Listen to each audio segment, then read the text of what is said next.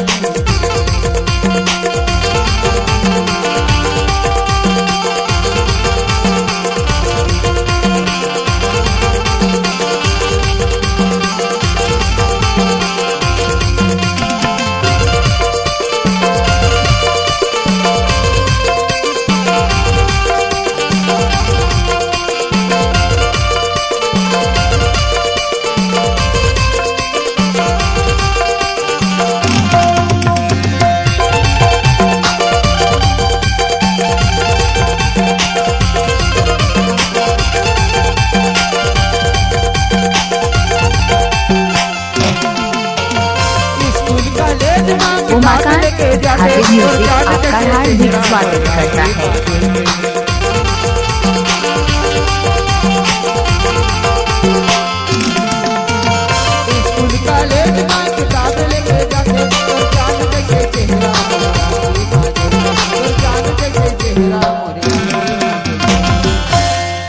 अब ये क्या चीज है वो तो प्यार की निशानी है। लव लेटर तो पकड़ाई दे दीवाना बनाई दे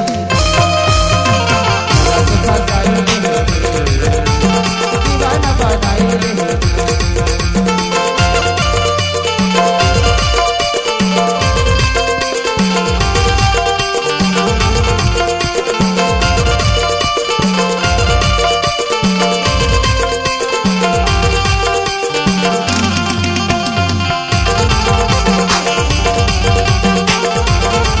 यूट्यूब चैनल धारवे म्यूजिक को सब्सक्राइब जरूर करें।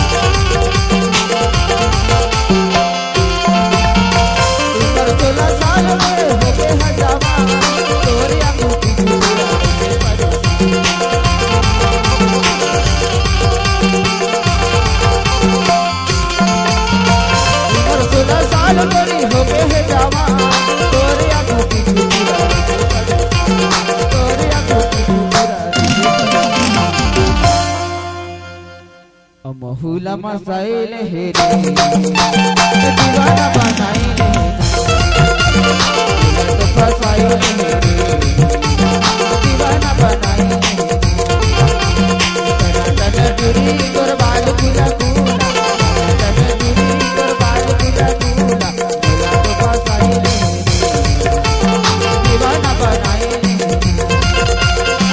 तो फसाई दीवाना बनाई।